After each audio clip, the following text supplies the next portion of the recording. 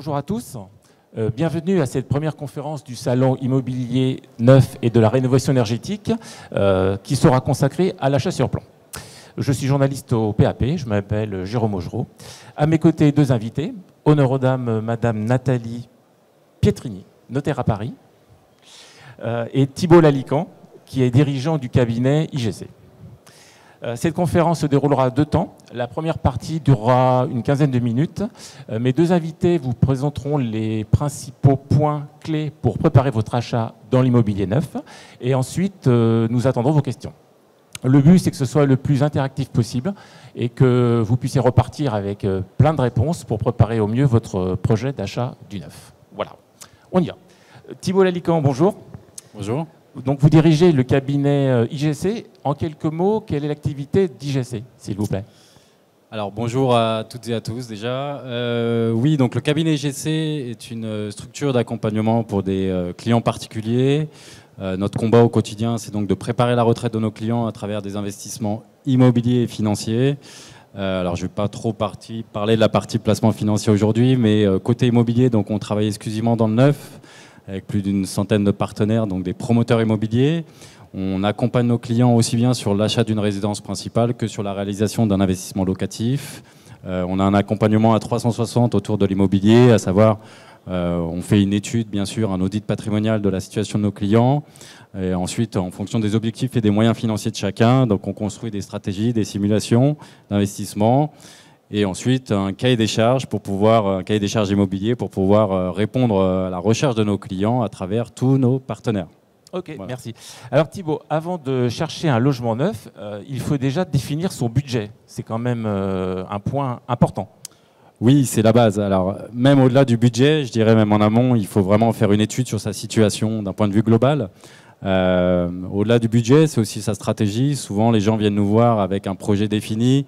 Par exemple, ça peut être l'achat en résidence principale. Et puis finalement, en discutant avec eux, on se rend compte que l'achat en résidence principale n'est pas forcément la meilleure stratégie pour eux et on les oriente vers un investissement locatif. Donc avant tout, c'est de faire un bilan de sa situation, ensuite d'identifier les avantages fiscaux et financiers auxquels ils peuvent prétendre. Donc pour l'acquisition en résidence principale, on parle de TVA réduite et de prêt à taux zéro.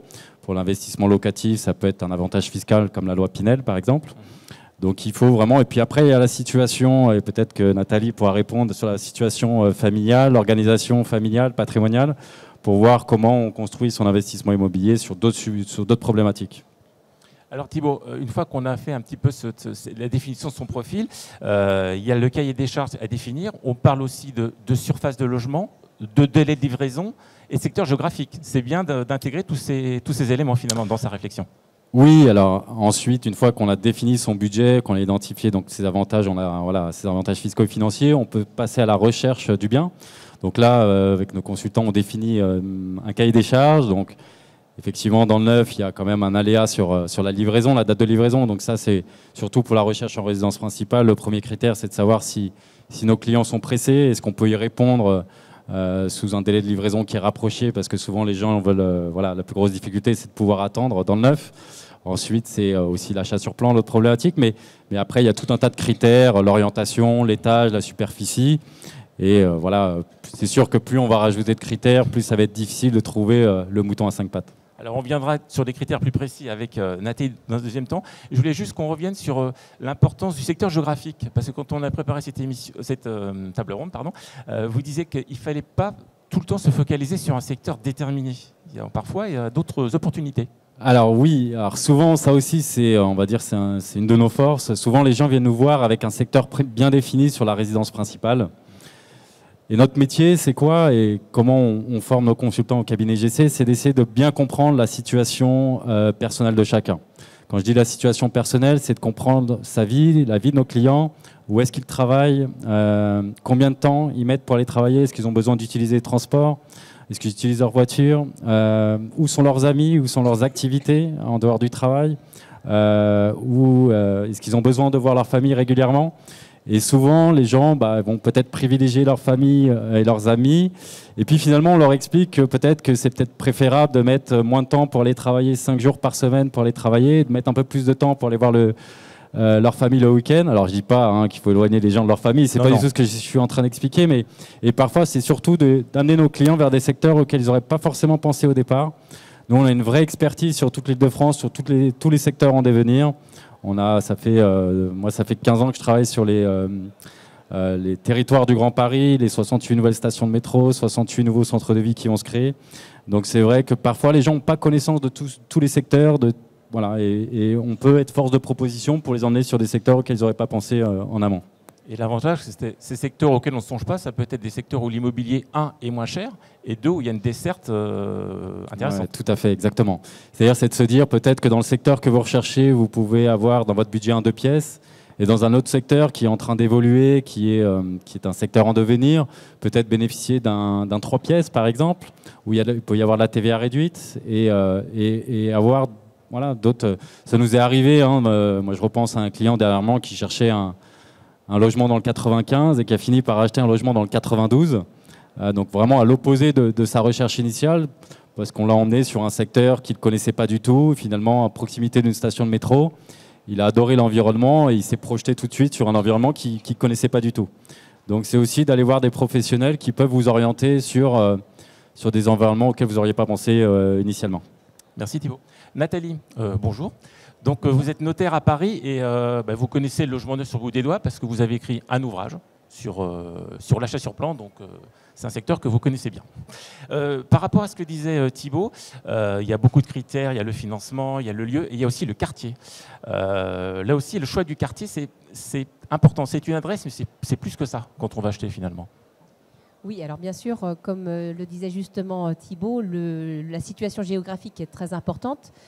Alors c'est peut-être une déformation professionnelle, mais il faut toujours penser également à la revente de son bien, que ce soit sa résidence principale ou un investissement. Il faut vérifier qu'il y a un maximum de possibilités et de critères qui sont réunis pour favoriser la revente suite à votre investissement. Alors le quartier, bien sûr, au-delà de la ville, est très important. Vérifier effectivement, comme le disait Thibault, si le bien, l'immeuble est bien desservi par les transports, c'est un critère primordial. Vérifier également l'ensemble des programmes qui sont en cours de construction, voir s'il y a un potentiel dans l'avenir de développement en termes de commerce, de services, d'écoles qui peuvent être intéressants également pour valoriser dans le futur votre bien. Et puis, c'est surtout bien connaître le quartier. Vous parliez tout à l'heure de la zone géographique. Le premier conseil qu'on donne à notre client, quel que soit l'investissement, que ce soit pour de la résidence principale ou un investissement, c'est peut-être moins évident pour un investissement, mais il faut vraiment aller sur place, connaître la ville, regarder le quartier, interroger même la ville, la mairie, pour vérifier les projets qui sont en devenir, pour avoir la meilleure idée possible de l'endroit où vous allez investir. Quand vous dites aller voir la mairie pour évaluer les projets, vous pensez à des projets qui peuvent pénaliser le logement à terme? Ça peut être quoi des projets? Parce que quand on pense projet... Ça peut pas forcément pénaliser, mais avoir une petite idée, surtout quand on est dans un quartier, dans une ZAC où il y a pas mal de constructions qui vont être faites, voir la programmation, si ça sera plutôt du commerce, quels sont les types de commerce qui sont voulus par la ville, parce que la ville généralement donne l'impulsion sur la typologie des commerces qu'elle souhaite. Donc c'est toujours intéressant d'avoir une vision un petit peu globale de son quartier. Et le fait de savoir combien d'immeubles seront construits, c'est peut-être aussi un élément important pour un investisseur, parce qu'on sait qu'il y a en temps normal beaucoup d'investisseurs qui achètent, et du coup, sur la revente, il peut y avoir une offre un peu abondante à la fin peut-être. C'est tout à fait vrai, surtout dans le cas d'investissement, pour tous les investissements Pinel que certains ont certainement déjà fait parmi notre public. Il faut vraiment s'intéresser au nombre de logements qui sont construits dans votre quartier, parce que généralement, les gens investissent pour 6, 9, 12 ans. Et ce qui se passe, c'est qu'une fois l'amortissement du bien et la défiscalisation faite, tout le monde revend en même temps. Donc, il peut y avoir un peu un embouteillage au moment des reventes, d'où l'intérêt d'avoir vraiment un logement le plus attractif pour la revente. Il faut vérifier en effet sa position dans l'immeuble, son ensoleillement, l'étage dans lequel il se trouve. Voilà, ce sont des critères vraiment importants à vérifier au moment de l'acquisition. Alors, c'est pas toujours facile de se projeter dans un logement qui est sur plan. Vous dites qu'il faut vérifier l'orientation, la localisation. C'est quand même pas facile, je trouve, de faire ces choix. Non, c'est pas facile. Alors, vous avez des gens très bien comme Thibaut qui peuvent vous accompagner. Et généralement, vous êtes en amont des notaires. Donc, vous êtes un accompagnement important. Vous pouvez aussi voir votre notaire habituel ou le conseiller du promoteur sur les bureaux de vente que vous pouvez aller aussi consulter. Donc il faut être vraiment attentif en effet à l'ensoleillement, à l'étage, au nombre, à la densité du programme, parce que souvent dans les plaquettes, évidemment on veut vous vendre le bien, donc on vous donne un peu tout l'attrait de l'ensemble immobilier, mais il faut aller un petit peu plus dans le détail, voir un peu le nombre de bâtiments qu'il va y avoir dans l'ensemble immobilier, l'écart, la distance entre les bâtiments, pour voir si vous aurez du vis-à-vis et à quelle distance. Tout ça, ce sont des éléments qui ne sont pas forcément mis en évidence par nos amis promoteurs, mais il faut rester attentif à ce genre de choses, c'est important. Et vous parliez du service urbanisme de la ville, qui est une mine d'informations. On peut très bien consulter le permis de construire de l'ensemble des logements qui sont déposés dans ce quartier. Bien sûr, vous pouvez, sur les terrains, vous avez les permis de construire qui sont affichés. Donc vous avez toutes les références des permis de construire, le numéro, la date, et ils sont consultables en mairie. Donc il faut prendre rendez-vous avec la mairie. Ils sont aussi disponibles chez le notaire du programme qui dépose tout ça au rang de ces minutes. Et donc vous pouvez librement consulter, moyennant un rendez-vous bien sûr, pour essayer de consulter ces documents. C'est bien de se faire accompagner parce que quand on n'a pas l'habitude, c'est pas forcément très évident de lire toute cette documentation. C'est vrai qu'au service d'urbanisme, c'est comme des spécialistes qui peuvent aider sur expliquer ce que c'est qu'un retrait par rapport à la route. C'est des professionnels. Donc, ils sont là pour ça aussi. Oui. Alors, on va dire qu'on a défini son cahier des charges, on a trouvé le logement de ses rêves, donc ça marche, on est content. Du coup, l'étape suivante, c'est le contrat de réservation que l'on va signer avec le promoteur. Est-ce que vous expliquez comment ça se passe concrètement ?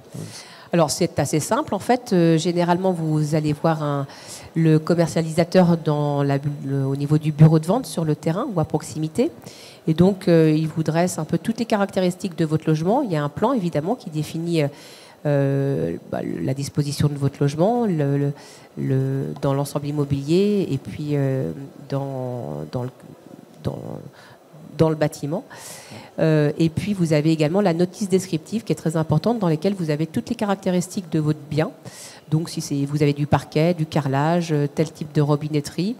Et donc ensuite vous signez le contrat de réservation avec bien sûr le prix qui est indiqué et la condition suspensive généralement liée à votre financement. Donc c'est important en effet d'avoir déjà pu voir avec votre banquier ou un conseiller quelles sont vos possibilités de financement. Et donc ensuite, vous signez ce contrat de réservation. Il vous est ensuite adressé classiquement par recommandé par le promoteur. Et vous avez les 10 jours que vous connaissez pour vous rétracter sans aucune pénalité si jamais vous regrettiez votre choix. Alors on verse aussi une partie de la somme dans le contrat de réservation. Oui. C'est combien à peu près ? Vous versez généralement, c'est très variable en fait. Ça peut être 5%, mais ça peut être en fonction des investissements, ça peut être 1 000 €. Enfin, c'est très variable. D'accord, merci Nathalie. Donc là, Thibaut, on va dire que le compte à rebours a commencé, on a signé son compte de réservation, on est motivé. Alors là, il faut trouver son prêt. Le prêt, alors quels sont les professionnels à qui on peut faire appel pour décrocher son financement ? Alors, nous, par exemple, alors c'est vrai que quand vous avez affaire à un commercial, d'un promoteur, souvent peut-être que l'offre se limite juste à la commercialisation du programme en tant que tel. Nous, c'est vrai qu'on a cet accompagnement à 360, donc on a le statut de courtier en crédit également, donc on peut accompagner nos clients sur cette solution, qui n'est pas obligatoire, hein. Si les clients ne veulent pas passer par notre intermédiaire, ils ont le choix. Et sinon, on travaille aussi également avec des courtiers en crédit. Sinon, voilà, souvent les clients aussi vont voir leur banque directement, et souvent même ils comparent notre solution de courtage avec leur propre banque. Alors même, mais juste pour finir, il y a quand même des petites particularités par rapport à un financement classique. C'est effectivement, on peut avoir des clients qui sont déjà propriétaires de leurs biens et qui ont besoin de faire un pré-relais en attendant. Il y a aussi ces clients qui ont besoin d'une période d'anticipation, c'est-à-dire un différé total de leur intérêt capital jusqu'à la livraison de leurs biens. Donc il y a ces petites particularités quand même qui diffèrent d'un prêt classique. Justement, on va en parler, c'est un point clé dans le neuf, c'est qu'un crédit qui finance un achat de logement neuf n'est pas le même qu'un crédit qui finance de l'ancien. Expliquez un peu les différences au niveau du déblocage des fonds, c'est quand même un mécanisme un peu différent. Tout à fait. Alors, en plus du prêt à taux zéro, effectivement, on peut avoir deux ans d'attente avant la livraison de son bien. Donc, il y a plusieurs solutions qui sont proposées par les banques. Alors, tout dépend aussi de la nature de son achat, c'est un investissement locatif ou une résidence principale. On va avoir très peu de banques, par exemple, qui financent l'investissement locatif sur 25 ans. Alors, on a des solutions, nous, par ailleurs, à ce niveau-là. Et ensuite, sur l'acquisition en résidence principale, il faut savoir considérer la situation du client. Est-ce qu'il est déjà propriétaire? Est-ce qu'il est locataire? Est-ce qu'il a déjà une charge? Est-ce qu'il peut cumuler les deux charges? Est-ce qu'il veut différer totalement le paiement de ses intérêts ou de son capital? Donc voilà, toutes les banques proposent des options différentes de différé partiel, ce qu'on appelle un différé partiel ou total pendant la phase de construction. Donc voilà, il faut se faire accompagner par un professionnel pour pouvoir répondre à ses besoins. Alors juste pour avoir une précision, quand on achète en VFA, il y a des déblocages de fonds qui se traduisent par des intérêts intercalaires. Il faut expliquer ça parce que dans l'ancien, il n'y a pas ça, donc c'est un peu plus Alors compliqué. effectivement, vous avez un déblocage des fonds successifs au fur et à mesure de l'avancement des travaux. Donc généralement, on va vous demander 25% de la fraction du prix au moment du passage chez le notaire. Et ensuite, selon les promoteurs, ça peut différer, mais voilà, vous avez une fraction qui est appelée tous les trimestres environ, et vous avez des intérêts qui sont donc calculés sur le montant des fonds débloqués. Et donc ces intérêts intercalaires, comme les taux, même si on est sur une tendance baissière, sont quand même à un niveau, alors, pas élevé, mais ils sont quand même à un niveau qu'on n'a plus connu depuis quelques années. Ça représente à la fin, proche de la livraison, quand même des sommes qui sont relativement importantes, et donc parfois ça peut être intéressant quand même de mettre un différé total de ces intérêts jusqu'à la livraison. Donc toutes les banques le proposent, il faut juste le prévoir initialement dans son montage. Quand vous dites différé total, ça veut dire qu'on ne paye juste que les assurances. Les assurances emprunteurs pendant toute la phase de construction. Et puis après, là, on peut aussi parler des assurances emprunteurs en fonction des quotités et en fonction des risques que vous allez assurer. Donc là aussi, il y a des grosses différences entre les banques, entre les quotités, les risques que vous allez assurer. Enfin, pour faire simple, le différé, surtout le différé total, ça permet juste de payer son assurance par mois et donc de pouvoir continuer à payer soit son loyer si on est locataire, ou soit le remboursement de son crédit si on est propriétaire. Tout à fait. Et là, les banques aussi proposent des prêts relais pour les gens qui ont besoin de revendre aussi leur résidence principale et qui ont besoin de récupérer une partie du capital pour financer leur nouvelle acquisition. Donc ça se fait très bien également. D'accord. Merci Thibault. Et Nathalie, c'est la dernière étape. On a son crédit immobilier, donc après, il y a la signature de l'acte authentique chez le notaire. Là, c'est le grand saut, quoi. Là, c'est le grand saut. Le grand saut était aussi au moment du contrat de réservation, puisque finalement, la vente ne va faire que réitérer vos accords de la promesse de vente, donc du contrat de réservation. Donc là, en effet, le notaire vous notifiera la vente qui va reprendre de manière un peu plus détaillée le contrat de réservation. Il va reprendre toutes les autorisations qui ont été délivrées. Le notaire se sera assuré que toutes les assurances du promoteur ont bien été souscrites. Et puis, on vous fera en effet le premier déblocage de fonds si la construction a commencé. Et donc, voilà, là, vous serez propriétaire d'une partie du terrain et des constructions au fil de l'eau, donc au fur et à mesure de la construction.